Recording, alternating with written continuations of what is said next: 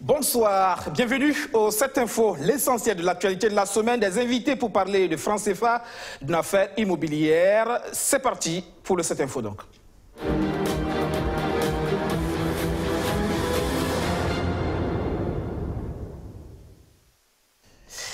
Les images du jour pour commencer le lancement d'un nouveau parti politique, le MCR, le Mouvement pour le changement et la renaissance, un parti de dissidents du parti de la Renaissance nationale, parent du professeur Laurent Gbagbo. C'est Carlos Toé, le bras droit de l'ancien ministre de la Culture Tahirou Barry, qui est le président du MCR. Tahirou Barry appelé à être le candidat du parti à la présidentielle de 2020. Nous y reviendrons dans nos éditions de demain. L'ex-parti au pouvoir, lui, est résolument tourné vers la reconquête du pouvoir en 2020. Le CDP qui a réuni ses cadres cette semaine à Ouagadougou pour la 63e session du Bureau politique national du Congrès pour la démocratie et le progrès. Il est question de statuer sur les priorités du parti. Très prochainement, le président Edi Kombo-Igbo va entamer une tournée à l'intérieur du pays. 8 mois après le congrès qui l'a porté à la tête du parti, le président du CDP est toujours à la manœuvre pour asseoir davantage son autorité et sa légitimité. Et chaque rassemblement est pour lui l'occasion de marteler que c'est lui le maître à bord. Comme au cours de cette 63e session du Bureau politique national, lorsque Edi Kombo-Igbo annonce sa prochaine tournée nationale. Je conduirai moi-même des délégations de la direction politique dans des sorties de terrain dans les 45 provinces du pays. Ceci en ma qualité de président du parti. Le champ lexical est clair. Edi Kombo-Igbo insiste que c'est lui le patron. Et au moment de préciser les priorités du CDP pour 2019, l'appel à l'unité qu'il lance ne souffre d'aucun doute sur ses destinataires quand on sait que des voix discordantes se font de plus en plus entendre au sein du parti. Chacun doit s'interroger en son âme et conscience à chaque fois qu'il pose un acte, de s'interroger s'il contribue à renforcer ou à affaiblir le CDP. Unis, notre victoire est inévitable. Désunis, nous courons vers la catastrophe. Et ce n'est pas fini. Les destinataires de son message semblent être les mêmes quand il parle de mobilisation de fonds. L'appartenance à un parti induit des obligations financières pour chacun des militants, sans exception. Puis, appelant au parachèvement de l'installation des structures du parti, Edi Kombo-Igbo rappelle que toute action doit se faire dans la discipline. Pour ce faire, nous invitons les uns et les autres à s'en tenir aux directives officielles émanant de la direction politique. Discipline, unité, mobilisation des fonds et des hommes, voilà le message principal de cette 63e session du Bureau politique national du CDP, une rencontre où il sera également question d'amendement et d'adoption des directives du parti. C'est une semaine qui apporte le ouf de soulagement au Burkinabé après des jours d'attente d'un nouveau gouvernement. Finalement, c'est fait et c'est Christophe Marie-Joseph Dabiré qui remplace Paul Kaba-Thiéba à la primature. Le Premier ministre, tous les documents sont là. Avant de partir, Paul Kaba-Thiéba prend le soin d'expliquer, de donner le rôle de chaque document stratégique à son successeur. Ensuite, l'un d'eux est remis symboliquement au nouveau maître des lieux. 96 heures après sa nomination, Christophe Marie-Joseph Dabiré endosse officiellement son statut de nouveau chef du gouvernement du Burkina Faso. Quant à son prédécesseur, Paul Kaba-Thiéba, il cède son fauteuil après 3 ans au Premier ministère. La cérémonie s'est déroulée dans le silence absolu. Pas un seul mot pipé à la presse. Les deux personnalités se sont retirées pour s'entretenir à huis clos durant une trentaine de minutes. À leur sortie, ils échangent une chaude poignée de main sur le perron de la primature. Sur son compte Twitter, le nouveau Premier ministre a remercié son prédécesseur pour, dit-il, les services rendus à la nation.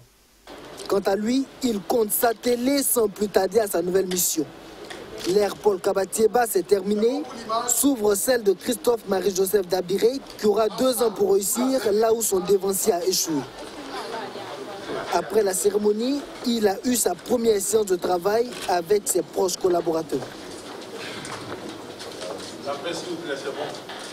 Très vite, direction le palais présidentiel. Prise de contact avec le président du Faso et le nouvel gouvernement quelques heures seulement après sa formation. C'est une équipe de 32 ministres. Le Premier ministre Christophe Dabiré est revenu sur les grands chantiers qui l'attendent. Sécurité, économie, dialogue social, cohésion sociale. Ces nouveaux qui prennent le train en marche. C'est d'abord Chérif Sy, ministre d'État, ministre de la Défense nationale et des anciens combattants. Ousseini Compaoré, ministre de la Sécurité. Lassane Kabouré, ministre en charge des Finances. Salif Ouedraogo, ministre de l'Agriculture. Léonie Claudine Lougué, au portefeuille de la Santé. Au département de la Jeunesse, c'est Salifou Thiam Touré qui est désigné. Aux droits humains, Maminata Ouattara. Madiara Sagnon Netou est ministre délégué chargé de la décentralisation et de la cohésion sociale. Quelles sont les priorités du gouvernement Christophe Dabiré? Désamorcer la tension sociale en appelant les partenaires sociaux sur la table de la discussion. De apporter des réponses précises aux préoccupations des travailleurs et apaiser le front social qui est aujourd'hui en ébullition. Il est évident que si nous voulons aller loin, comme vous avez l'habitude de le dire, le poisson pourrit par la tête, il faudra qu'au niveau du gouvernement, nous prenions des dispositions pour réduire le train de vie de l'État. C'est un engagement que le président a pris à la fin de l'année lorsqu'il a prononcé son discours. Nous y travaillons et très rapidement, un séminaire gouvernemental va se pencher sur un certain nombre de mesures à prendre pour réduire le train de vie de l'État. L'autre grand défi pour Christophe Dabiré, c'est la restauration de l'autorité de l'État. À ce niveau, un symbole fort devrait être remarqué au sommet de l'État.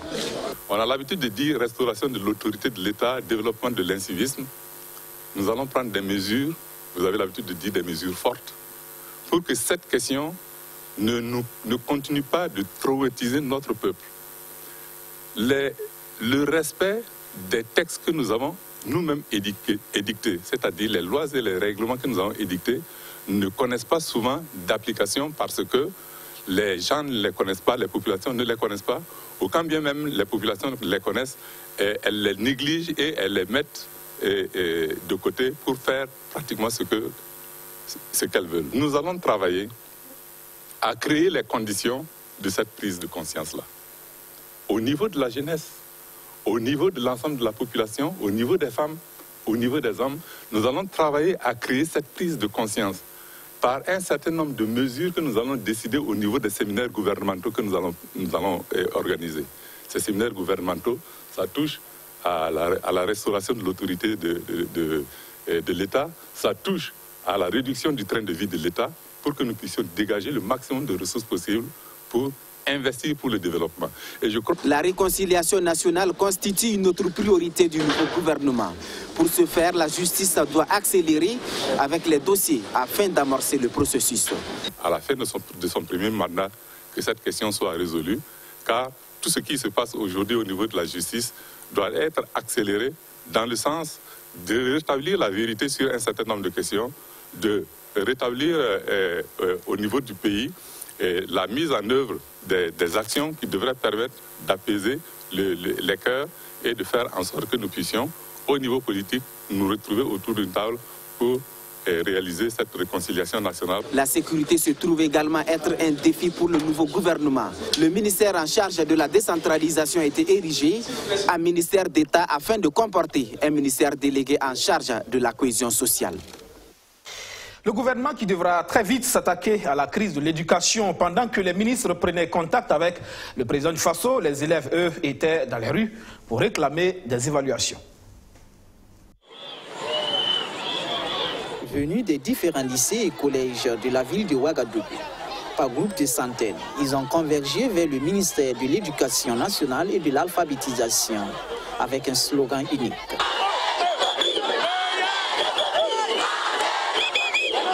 Depuis le début de l'année, on fait les devoirs, on ne prend pas les copies, on n'a pas de notes et le deuxième trimestre, on ne fait pas de devoirs. Donc, on ne peut pas venir à l'école, venir recopier les leçons seulement, c'est pas sérieux. Et puis, il y a l'examen qui approche. Donc, c'est pas, on veut nos copies. On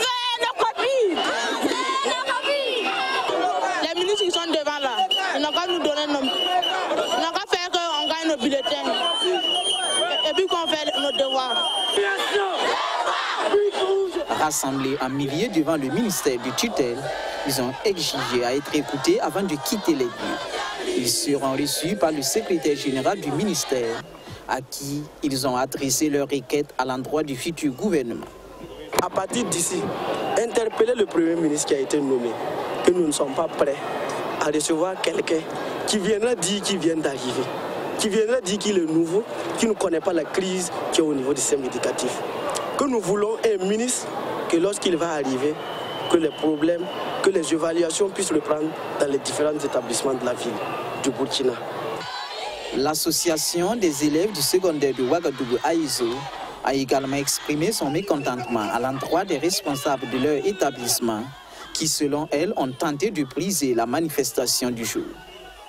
Nous avons décidé d'être dans les règles, mais si nous déposons nos préavis et on constate que non seulement les proviseurs refusent de nous donner l'accès aux salles pour expliquer le bien fondé de notre mot d'ordre, mais passent en même temps dans ces mêmes classes et disent aux élèves qu'il n'y a pas cours demain, sans les expliquer les raisons pourquoi il n'y a pas cours. Nous pensons que c'est inacceptable. Et nous pensons que vous avez interpellé la direction régionale afin qu'ils interpellent ces chefs d'établissement. Si d'aventure nous ne déposons pas de préavis, que l'heure viendra évidemment à leur niveau. Cela fait 2 mois que des évaluations ne sont plus faites dans les établissements publics du Burkina, suite à un mot d'ordre de la coordination nationale des syndicats de l'éducation pour exiger du gouvernement le respect d'un protocole d'accord signé en janvier 2018. Le débat autour du franc CFA fait rage en ce moment dans les relations entre la France et l'Italie depuis que le vice-président du Conseil italien a déclaré que c'est grâce à cette monnaie que la France pille les économies africaines, ce qui aurait pour conséquence de multiplier les vagues de migrants africains qui assaillent les côtes italiennes. Avant, la France et l'Italie étaient amis, mais ça, c'était avant. Quoi que dise le président du Conseil italien au sujet de l'amitié historique entre Rome et Paris, les relations ne cessent de se détériorer. Après les propos polémiques des dirigeants italiens sur l'attitude de la France envers l'Afrique et sa responsabilité dans le dossier de l'immigration, Matteo Salvini a poursuivi hier ses attaques dans une vidéo postée sur les réseaux sociaux, des attaques cette fois ciblées sur Emmanuel Macron.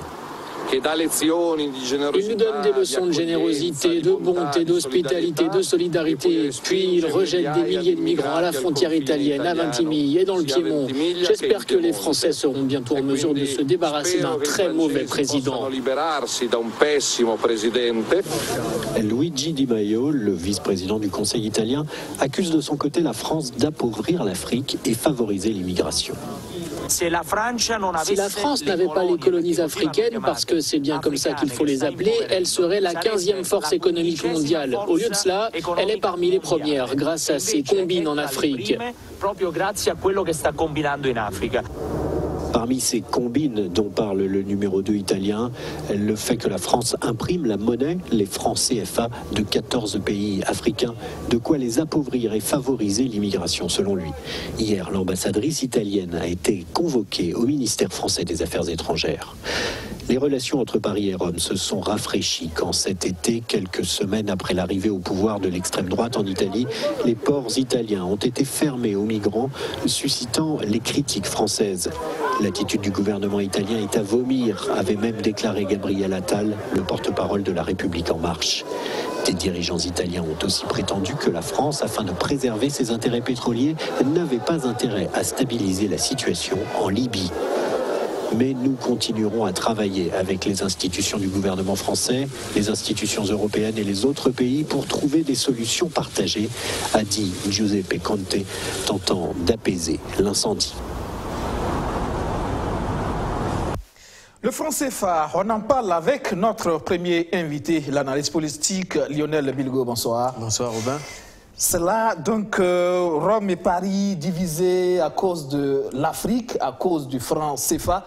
c'est vrai que l'Italie y a intérêt, mais c'est là quand même gênant. C'est l'Italie qui défend l'Afrique par rapport à ce franc CFA. Oui, c'est une première d'ailleurs sur cette histoire de franc CFA. On voit pour la première fois un pays, un État européen donner la rhétorique sur le fait que le franc CFA est une monnaie d'esclavage, presque, il l'a dit. Et donc c'est une nouveauté. Mais ce qui est surprenant, c'est le silence en fait des chefs d'État africains et du côté africain. Ce silence qui laisse planer peut-être une espèce de peur ou de crainte sur ce sujet qui est quand même imminent. Politique. Peut-être qu'il fallait saisir la balle au bon, justement. C'est une bonne occasion. Oui, mais je crois qu'il y a comme une espèce de clivage ou encore une espèce de séparation entre les dirigeants africains qui sont tous, quand on prend la moyenne d'âge, issus du système d'après-colonisation, donc années 70, 80, 90, et puis la jeunesse africaine aujourd'hui qui aspire à un nouveau système. L'ordre mondial est complètement dérangé. C'est même pas qu'en Afrique.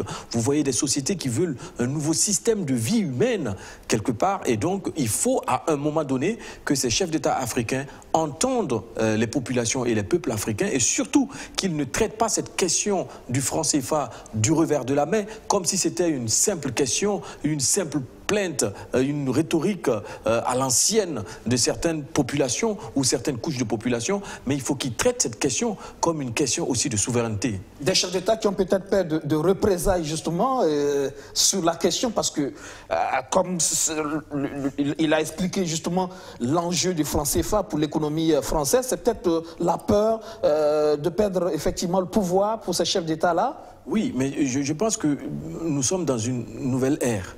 Et il faut qu'on sorte en fait de cette peur qui ne dit plus son nom. Nous avons eu le temps de la libération et de l'indépendance physique. C'est à nous maintenant de prendre l'indépendance intellectuelle, l'indépendance économique, l'indépendance sociale et l'indépendance culturelle. Cela demande beaucoup de courage, et il faut que ce courage-là naisse parce que les peuples sont préparés et les populations sont prêtes aujourd'hui justement à porter cette question. C'est dommage en fait que cette question du franc CFA soit une question OSC et pas une question éminemment politique portée par des politiques. On voit de plus en plus dans le berceau politique africain des opposants qui en font d'ailleurs leur programme politique. Le jeune Sénégalais. Le jeune Sénégalais qui le fait, et donc ça veut dire que cette question ne peut plus rester dans les ardoises en fait d'une petite plainte de petites personnes. Non. Et il faut se dire une chose, Aubin, il faut de la transparence dans la gestion de nos États africains. Une transparence totale. Et c'est dommage que les populations ne se rendent même pas compte lorsqu'on parle de partenariat ou de dons. Des fois, on voit nos journaux télévisés sont remplis de dons par-ci, faits par tel État à l'Afrique ou au pays. Mais derrière ces dons, il y a... C'est encore nos ressources. C'est encore nos ressources, et il y a des non-dits. Et ces non-dits-là, malheureusement, maintiennent nos États dans une pauvreté continue. En tout cas, c'est une réalité. Les chefs d'État qui ne lèvent pas le doigt, mais peut-être que la pression devrait venir, vous l'avez dit tout à l'heure, des organisations de la société civile, mais surtout des intellectuels qui devraient pouvoir porter ce combat. La pression a déjà commencé. De toute façon, ils n'auront plus le choix. Elle semble timide. Ils n'auront plus le choix. Parce qu'à un moment donné, cette pression-là va aller grandissante, et cette question du franc CFA ne va pas être réglée tout simplement par une monnaie de substitution sans valeur aucune que l'on va créer et donner à l'Afrique. Ce que les Africains demandent aujourd'hui, c'est une espèce de souveraineté, et surtout aussi l'histoire liée à cette monnaie. C'est une histoire qui nous ramène en fait dans les méandres de la douleur africaine. Donc il faut sortir de cette histoire pour qu'on ait une nouvelle vie et une nouvelle vision de ce continent-là. Malgré tout ce qu'on dit, vous avez encore des chefs d'État ou des économistes, des éminents économistes qui tentent de défendre effectivement l'intérêt de préserver le franc CFA. C'est ce qu'on appelle le paradoxe nègre, en fait. C'est ce qu'on dit.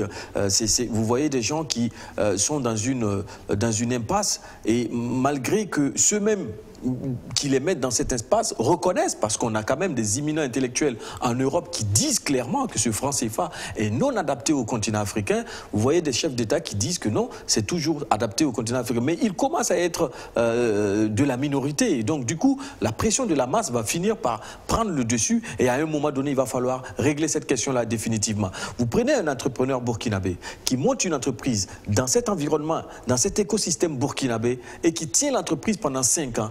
Il est 1000 fois plus courageux que n'importe quel entrepreneur européen qui monte une entreprise là où il a des facilités et des emprunts à taux complètement ridicules par rapport au Burkinabé. Parce qu'il y a des ressources, mais parce qu'effectivement, une partie de nos réserves sont à ce niveau, au niveau du Trésor français. Au niveau du Trésor français, ne servent pas à l'investissement et donc on est toujours à la mamelle du don, à la mamelle du prêt, à la mamelle de l'assistanat et en fait on ne se développe pas et on ne s'en sort pas. Qu'on nous dise pas, on nous parle pas d'inflation, qu'on nous parle pas de maîtrise de la stabilité de la monnaie, mais dans tous les cas, nous devons être souverains et nous devons apprendre aussi comme eux ils ont appris. Ceux qui maîtrisent leur monnaie aujourd'hui, ceux qui maîtrisent l'inflation dans leur pays, qui connaissent en tout cas ces cas-là, ils ne sont pas mieux que nous, ils n'ont pas deux têtes, ils ont appris à le faire. Même la France aussi aujourd'hui qui a appris à maîtriser sa monnaie, elle est partie de quelque chose. Donc il faut qu'on ait le courage, nous, d'aller et on a des intellectuels, des économistes capables d'accompagner ce retour-là à une souveraineté monétaire de l'Afrique. Ces réserves, ces ressources africaines, ces réserves qui servent quelque part de moyens de pression économique, c'est une réalité. Malheureusement, on a vu avec la Côte d'Ivoire, notamment de Laurent Gbagbo. Non, mais ce n'est même plus une pression économique, c'est une pression politique. Parce que l'économie touchée, le politique l'emporte. C'est ce qui s'est passé avec le cas de la Côte d'Ivoire pendant la crise ivoirienne. Quand les avoirs ivoiriens ont été gelés au niveau du Trésor français, la Côte d'Ivoire ne pouvait plus commercer avec l'extérieur. Ça veut dire que notre seule porte d'entrée pour le reste du monde, c'est en passant par le Trésor français. Et ça, pour un pays qui se dit souverain, c'est presque de l'ordre de l'inacceptable. Et il a dit, l'autorité italienne, la France n'est rien, n'est pas une puissance économique sans le franc CFA. Moi, je n'irai pas jusqu'à dire ça parce que quand même, il faut mesurer le poids du franc CFA dans l'économie française. Toujours est-il que le franc CFA tel qu'il est ne nous arrange pas, nous, pays africains. Il ne faut pas qu'on passe notre temps à parler de la France en tant qu'avantage pour le franc CFA. Il faut qu'on parle de nous. Quel est notre avantage à rester dans le trésor français, à garder nos devises dans le trésor français et à ne pas réclamer notre souveraineté monétaire et donc notre souveraineté économique. Il faut que l'Afrique investisse. Que l'Afrique investisse parce que vous regardez, on est dépendant des importations plus que des exportations. Un producteur africain n'a pas accès au monde entier du fait justement du poids de ce franc CFA, de la valeur de ce franc CFA qui favorise plus les importations que les exportations. Alors aujourd'hui, ceux qui défendent le CFA parlent donc de stabilité. On essaie tout de même de défendre ce franc CFA.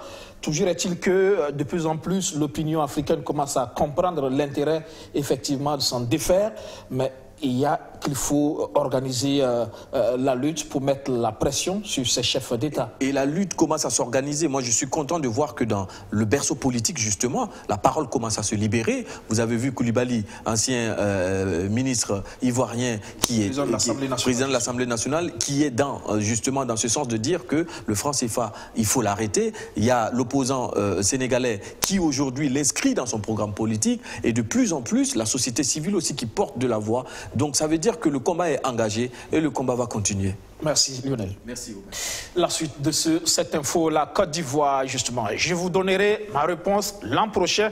A répondu Alassane Ouattara à la foule qui l'appelait hier à briguer un nouveau mandat. Le chef de l'État ivoirien a tenu à souligner qu'un nouveau congrès est prévu en 2020. Il va désigner de façon démocratique le candidat du RHDP à la présidentielle, le parti unifié qui a été créé hier donc au stade Félix Houphouët-Boigny d'Abidjan. Ouattara a été désigné président. À moins de 2 ans de la présidentielle en Côte d'Ivoire, le Rassemblement des Oufouettistes pour la démocratie et la paix tient son premier congrès à Abidjan. Plusieurs milliers de militants se sont réunis au Palais des Sports de Treichville pour le véritable lancement du nouveau parti. L'aboutissement d'un processus entamé depuis 2005, a déclaré dans son allocution d'ouverture Henriette Dagri-Diabaté, première vice-présidente du RHDP. Cette coalition nous a permis d'accéder au pouvoir et de nous y maintenir, de gagner toutes les élections, d'impulser le développement. C'est fort de ce succès que nous avons décidé de proposer à la Côte d'Ivoire un nouveau contrat social, transformer le RHDP en parti politique. Ce nouveau parti unifié, voulu par le président Alassane Ouattara, rassemble sa formation, le RDR, l'UDPCI et des personnalités d'autres partis. L'objectif est une victoire éclatante en 2020. Tout nouveau parti a pour ambition de conquérir le pouvoir et nous y croyons. Nous y croyons fermement et nous ferons tout ce qui est en notre pouvoir, mettre tous les atouts de notre côté pour pouvoir avoir ce pouvoir quand même. Le PDCI a claqué la porte de la coalition en août dernier, refusant une fusion des deux mouvements dans des conditions qu'il estimait défavorables. Le RDR refusait notamment de soutenir un candidat PDCI à la présidentielle, alors que le PDCI avait soutenu Alassane Ouattara en 2010 et 2015. Le nouveau chef d'état-major général des armées n'a pas encore pris officiellement ses quartiers. Moïse Minungou était tout de même présent à la cérémonie de prière organisée cette semaine par l'aumônerie militaire musulmane au profit des forces de défense et de sécurité. Parce que le nouveau chef d'état-major général des armées est convaincu que les armes seules ne peuvent pas venir à bout du terrorisme, le général Moïse Minungou, pour sa première apparition publique, décide de se rendre dans une mosquée. À la grande prière du vendredi de la mosquée du camp général Sangouli Lamizana, l'instant est solennel et spécial.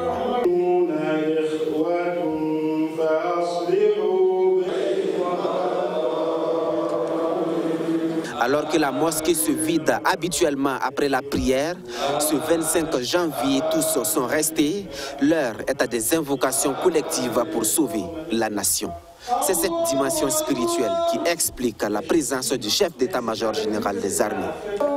La situation actuelle n'a pas uniquement comme solution la solution militaire.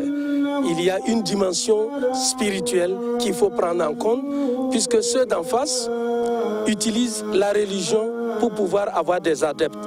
Donc, du fait que les autorités musulmanes prient pour nous soutenir, c'est une façon de montrer aux jeunes qui se laissent avoir que ce combat n'a rien de religieux. C'est d'autres motivations couvertes par la religion. Donc pour moi, c'est une très belle initiative pour montrer à tout le monde que les musulmans, les religieux sont avec leurs forces de défense et de sécurité. Et nous avons besoin de leur bénédiction pour continuer ce combat-là. Une approche globale pour lutter efficacement contre l'insécurité. Le patron de la diplomatie burkinabé, Alpha Bari, épouse cette vision holistique. Burkina Faso a un nouveau gouvernement, a de nouvelles autorités militaires, deux ministres, notamment le ministre de la Défense, le ministre de la Sécurité, et un nouveau chef d'état-major. Il est important aussi de prier pour eux afin qu'ils aient la force, la baraka et en tout cas tout l'accompagnement, toutes les bénédictions de Dieu pour réussir leur mission. Nous sommes obligés de les soutenir moralement et spirituellement. L'aumônerie militaire musulmane, qui n'est pas en reste, a le devoir et l'obligation de galvaniser cette mobilisation et d'en faire un fer de lance contre les forces de ténèbres. Je lance un appel que notre pays continue à vivre dans la coexistence pacifique interethnique, interreligieuse et intercommunautaire. Vous savez, nous sommes un peuple de diversité. L'aumônier militaire musulman a, pendant son prêche, insisté sur le pardon, car pour lui, dans un contexte d'insécurité, seul le pardon peut aider à renforcer un Burkina Faso de paix. Deuxième invité de ce 7 Info, Mahamadi Ouedraogo, l'un des porte-parole des souscripteurs Satmo. C'est une affaire de foncier, d'immobilier qui dure depuis 2010. Bonsoir, M. Ouedraogo. Bonsoir. Alors, depuis 2010, vous avez donc souscrit au niveau donc, de la société immobilière Satmo. Oui. Et depuis ce temps, rien jusqu'à l'instant, jusqu'à présent. Qu'est-ce qui se passe finalement? Quelle est la situation aujourd'hui? Bon, effectivement, depuis 2010, nous avons souscrit, comme toute autre société immobilière régulièrement installée à Satmo. Et depuis, on nous dit, bon, après avoir soldé, vous devrez avoir vos documents, les attestations, les actes de vente. Bon, il y a des gens qui ont eu les attestations, ils ont eu les actes de vente, ils sont allés faire la mutation, aller non tout. Il n'y a pas de problème, mais actuellement, nous avons de sérieux problèmes pour avoir accès et comment on appelle ça, au terrain. Et qu'est-ce qui se passe? Pourquoi? Le problème, c'est quoi, justement? Ok, 2010, c'est là où on a commencé les souscriptions. Et après, on nous a dit qu'il y avait des problèmes avec les propriétaires terriens. Et on nous dit après que ce problème est levé. Et en 2014, il y a eu l'insurrection. Bon, quand on s'est rapproché de la société, bon, on nous a dit que on avait bloqué les activités de la société en 2016 suite à l'enquête parlementaire. Bon, on a dit OK. La société dit qu'elle a esté en justice face à ce retrait de l'agrément devant le tribunal administratif de Ouaga. Le tribunal a débouté l'État, représenté par le ministère de l'Habitat et de l'Urbanisme, qui rétablissait la société dans ses droits. Et la société qui devrait répartir sur le terrain pour faire la viabilisation s'est vue notifier une lettre du ministre pour suspendre cette viabilisation parce qu'il y a une commission ad hoc en 2017, il y a une commission ad hoc voilà, sur l'appurement du foncier. Bon, mais comprenez que pour des gens qui ont souscrit depuis 2010, c'est pas soutenable, surtout qu'il y a des gens qui ont pris des prêts, ils ont déjà même fini de payer en banque, ça veut dire que l'intérêt d'un prêt c'est gagner en temps. Tout à fait. Voilà, mais si on arrive à payer, bon, et en novembre 2017, nous on a engagé les discussions parce que la commission ad hoc, quand la commission ad hoc a donné les résultats, bon, les résultats disaient qu'on devrait donner tous ces terrains à la Sonature, quitte à ce que la société nous dédommage. La société catégoriquement a refusé parce qu'elle a déjà fait un début de viabilisation et ne pouvait pas nous dédommager. Mais ça, c'est un cas qui aurait pu être géré isolément en dehors de cette commission ad hoc d'appurement du passif foncier. Parce que là, il s'agit d'une société immobilière. Justement, la commission même, nous sommes allés, nous, on voulait, en tant que souscripteurs, on a un comité, poser le problème de tous les souscripteurs, puisque c'est le même problème que nous vivons. Au niveau de la commission, on a dit non, on pose les problèmes individuellement. Chacun a fait une demande. Mais dans la demande, il y a nos contacts. On ne nous a jamais appelé à un moment pour nous dire « Ah, votre problème », pour nous entendre et donner des solutions. On a engagé des discussions tripartites entre le ministère et la société et les souscripteurs. On nous avait promis, le chargé de mission du ministre nous avait promis en mars 2018 que la suspension n'a pas lieu d'être sur le plan juridique et que ça sera levé. Et après cette promesse, on ne peut même plus rentrer en contact avec le ministère. Actuellement, nous nous battons sur le problème que comment on appelle ça, la société a avec les propriétaires terriens. Parce qu'avec le temps que ça fait, les propriétaires terriens disent que bon, le terrain, ça s'est bonifié et que bon, il faut... Ça y est, un autre problème, c'est une autre dimension de problème. C'est un autre problème. Bon, actuellement encore, nous avons entendu qu'il y a une autre commission ad hoc qu'on vient d'installer qui doit rendre ses conclusions dans 6 mois. Bon, c'est vrai que la commission ad hoc, c'est bien, il faut apurer le foncier, mais il ne faut pas prendre toute une éternité pour traiter ce problème. 2010, ça fait déjà 9 ans. 9 ans. Vous avez contracté des prêts en banque. Oui. On vous a coupé. Oui. Et aujourd'hui... D'autres vivent toujours en location. Et vous êtes toujours là, vous n'avez pas de parcelle, vous n'avez pas de terrain. Oui. Ça, c'est difficile quand même. C'est difficile. Vous êtes au nombre de combien aujourd'hui? Bon, la société ne nous a pas donné le nombre de souscripteurs. Mais au niveau de l'enquête parlementaire, on avait dit qu'il y avait 8000 parcelles qui sont concernées. Donc on s'est dit, si toutes les parcelles ont été vendues, bon, nous sommes peut-être 8000 avec leur famille. C'est énorme. Oui. Alors, quelle est aujourd'hui la démarche que vous comptez mener par rapport à cette question? Ou alors, vous n'avez pas de solution, vous avez juste le regard tourné vers l'État? Oui, justement, depuis le début, nous avons souscrit au dialogue. Nous avons voulu être responsables et souscrire au dialogue. Mais la preuve est que le dialogue, ça ne marche pas. Après les discussions, la promesse de lever la suspension, nous avons demandé l'audience à 2 reprises au ministre de l'Habitat et de l'Urbanisme qui n'a pas répondu. Même son chargé de mission, on n'arrive pas à rentrer en contact avec lui. Maintenant, du côté de la société, parce que le problème est à 2 niveaux. Du côté de la société devrait régler le problème avec les propriétaires terriens avant de commencer les ventes.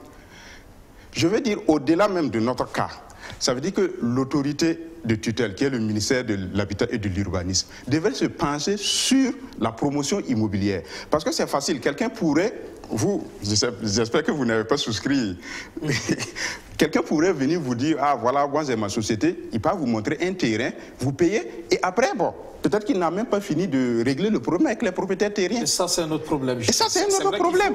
Il faut repenser... Et après, même si la personne disparaît, Moi, je pense que l'État, avec les propriétaires et je dis les sociétés immobilières, devrait poser comme préalable de régler tous ces problèmes-là avant de commencer les ventes.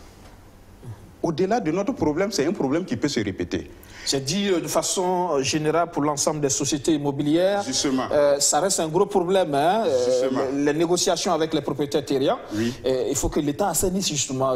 Justement. Ça, c'est un gros problème. C'est un gros problème. Alors, on va vous souhaiter bonne chance.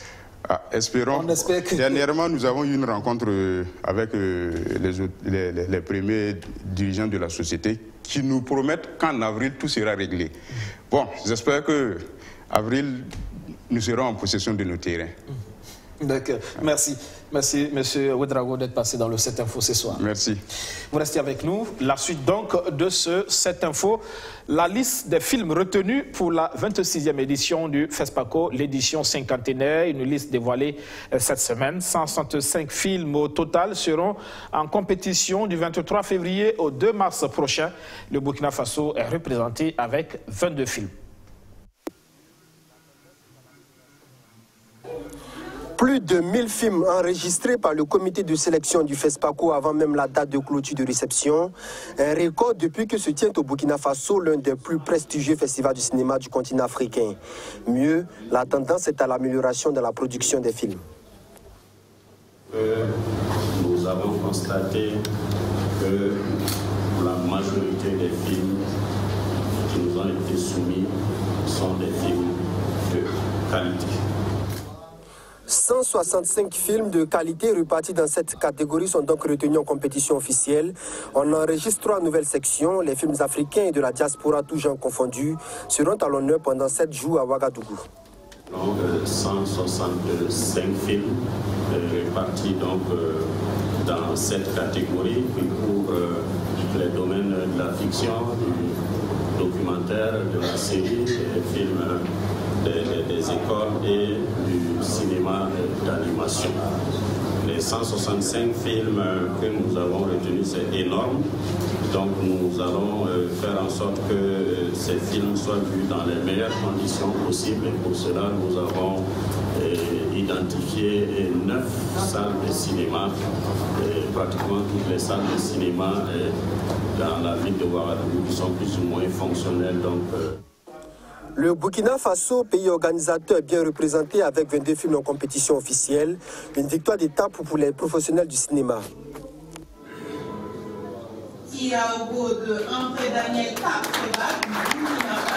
Voilà, c'est une fierté et aussi content d'être dans cette sélection qui est haut de gamme si vous avez vu et aussi qui est quand même le cinquantenaire du cinéma africain. Donc pour nous c'est une occasion qui célèbre le cinéma africain et burkinabé et ce film va faire partie justement de cette légende-là. Donc pour nous c'est une fierté. Vous voyez notre travail, c'est pas facile. Si à l'arrivée, bon, on est sélectionné, c'est déjà un premier signe de reconnaissance de ce travail accompli. Il reste encore beaucoup de chemin à parcourir, mais cette étape est nécessaire. Comme on aime dire, c'est bon pour le moral et ça permet de mettre l'œuvre à la lumière. Ça permet... La 26e édition de la Biennale du cinéma africain, c'est du 23 février au 2 mars 2019 et Ouagadougou s'apprête à accueillir les acteurs du 7e art. L'édition 59 se tient autour du thème « Mémoire et avenir des cinémas africains ».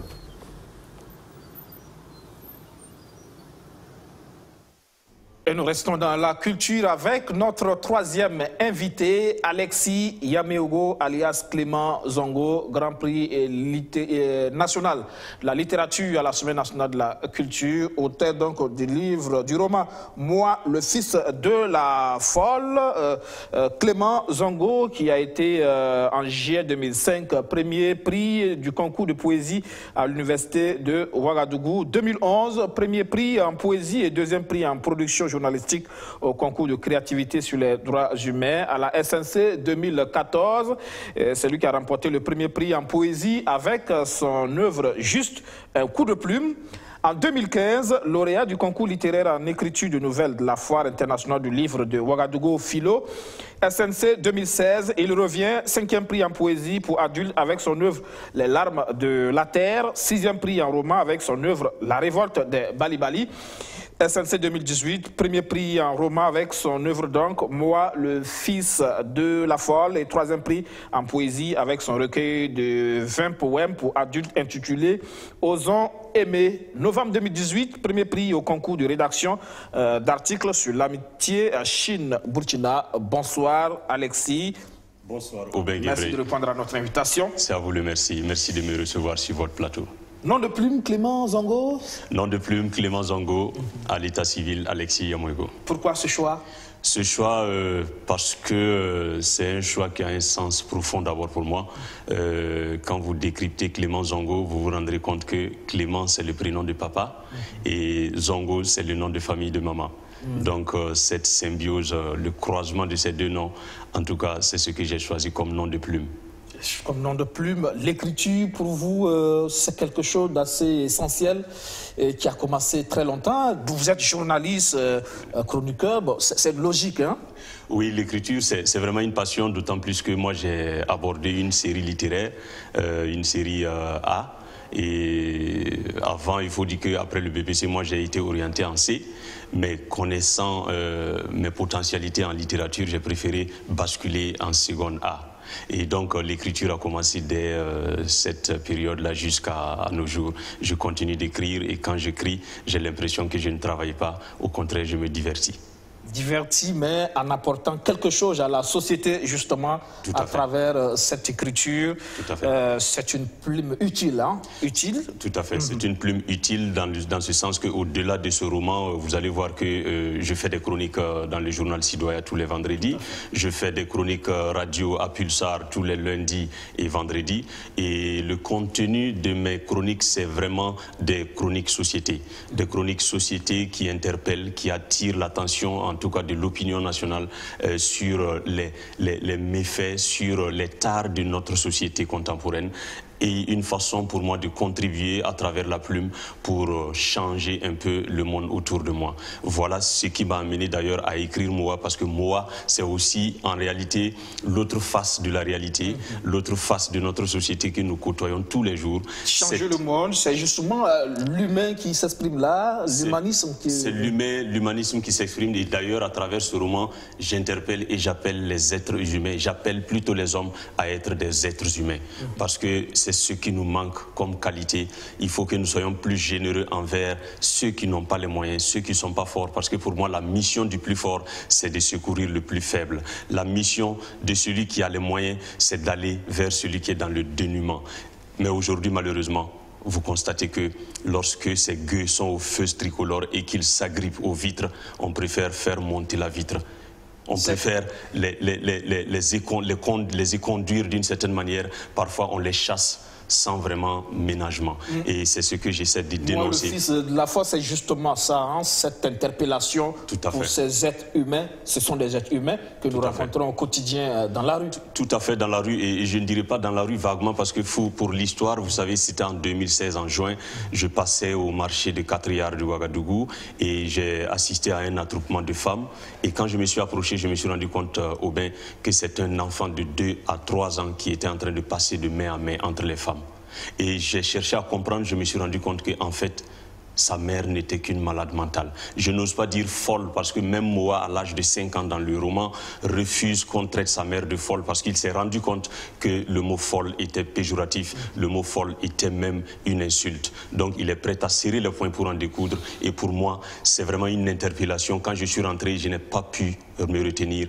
J'ai pas pu faire quelque chose sur place, c'est vrai, mais ce que j'ai pu faire, c'est ce roman qui me tenait vraiment à cœur, parce que franchement, je l'ai écrit avec le cœur. C'est de la réalité. C'est de la réalité. Et quand vous le lisez, vous ne faites pas la différence entre la fiction et la réalité, parce que vous avez l'impression que c'est de la vérité qu'on transpose. C'est des situations qu'on a vécues. C'est des situations qu'on a vécues, et c'est ce que j'ai essayé de retracer. Et cela a plu au jury, parce que c'était à la hauteur. Et je profite pour remercier ce jury et encourager ceux qui sont dans l'écriture à continuer à se servir de leur plume pour changer le monde, parce que c'est aussi une arme. C'est ça aussi le rôle de l'écrivain, justement. C'est ça aussi le rôle de l'écrivain et nous nous sommes essayés et jusque-là, nous arrivons en tout cas à faire bouger les lignes parce que ce prix, déjà, c'est déjà une consécration pour moi. Mais au-delà de ça, pour moi, c'est comme si j'avais une dette envers cet enfant que je ne connais pas. Moa, c'est un nom fictif que je porte à ce roman, mais vraiment, c'est à l'endroit de tous ces enfants, toutes ces femmes qui errent, qui sont en transhumance dans ce pays et qui n'ont pas vraiment la chance de bénéficier de la générosité de ceux qui sont forts, de ceux qui ont les moyens, qui thésaurisent des milliards, des millions dans ce pays, mais qui ne peuvent pas tendre une pièce de 100 francs.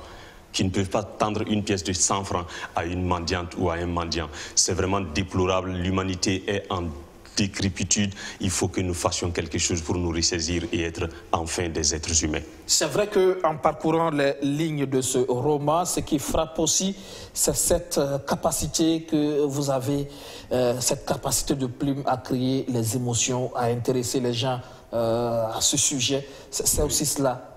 Oui, c'est ça. Il faut dire qu'il y a beaucoup d'émotions parce que déjà, il faut dire que le livre a commencé à être acheté avant la dédicace qui est prévue pour le 2 février 2009 au Sénasa à 9h. Mais il y a des gens qui m'appellent pour me dire que, sincèrement, quand ils ont commencé, ils n'ont pas pu s'arrêter. Mais ils ne peuvent pas non plus s'arrêter parce qu'il faut aller jusqu'au bout. Mais parfois, j'avoue que c'est en fait sous le coup des larmes qu'on termine ce roman. Ouais. Mais heureusement, il se termine bien parce que je ne suis pas pessimiste. J'essaie d'apporter ce que cet enfant n'aura pas ou peut-être n'a pas eu la chance d'avoir vraiment ici, mais qu'il puisse avoir ça entre les lignes de ce roman. C'est vrai qu'on finit de le lire, on est touché, on est révolté aussi face à de telles situations. Tout à fait. Et quelque part aussi, on se dit désormais, j'ai aussi ce devoir de travailler à changer le monde. Tout à fait. Et nous avons tous ce devoir. Et je dis souvent, en réalité, les êtres humains oublient pourquoi nous sommes sur Terre. En réalité, nous sommes des missionnaires. Nous sommes de passage. Et chaque passage est quantifié en fonction de ce que nous avons fait de bien et de mal. Nous sommes des missionnaires. Et il faut que nous essayions de tendre la main à ceux qui n'ont pas la force. Comme j'ai l'habitude de le dire, et je l'ai dit dans une de mes chroniques, ma main, voici ma main. C'est le titre, il n'y a pas 3 semaines. C'est pour dire que, vous voyez, quand vous regardez votre main, vous avez 5 doigts. Et les doigts n'ont pas les mêmes tailles. En réalité, les êtres humains, les hommes ne sont pas égaux. Nous sommes égaux en droit. Mais dans la réalité, au bien, vous voyez bien que nous ne sommes pas égaux. Nous avons des différences. Mais en même temps, c'est un défi parce que nous devons travailler à cette égalité en tendant la main vers ceux qui n'ont pas la chance d'être logés à la même enseigne que nous. La plume au service de l'humanité, c'est ton combat. Et la dédicace, justement, la sortie officielle, c'est donc la sortie officielle, c'est samedi prochain, le 2 février 2019 à 9h au Sénasa.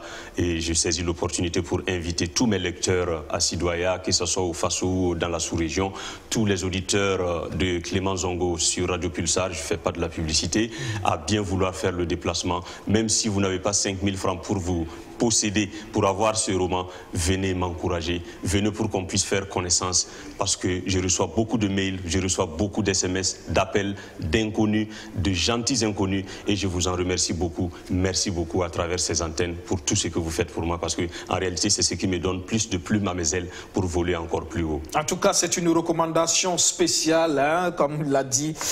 On commence les premières lignes et on ne s'arrête pas. C'est vrai qu'on finit difficilement parce que à un moment donné, ça fait couler des larmes, mais on tient quand même à finir l'histoire et ça change forcément désormais votre façon de voir le monde. C'est une réalité. C'est un livre donc que nous recommandons à tous nos téléspectateurs. Rendez-vous donc le samedi 2 février du côté du Sénasa, c'est bien ça? C'est bien ça. C'est bien ça, pour la dédicace de ce roman, Moa, le fils de la folle, signé Alexis Yameogo alias Clément Zongo. Merci encore d'être passé dans le 7 Info ce soir. C'est plutôt moi. Mesdames, Messieurs, c'est ici qu'on s'arrête. Donc, merci à tous de nous avoir suivis. Excellente suite de programme sur notre chaîne. Excellente reprise de travail demain. Bonsoir.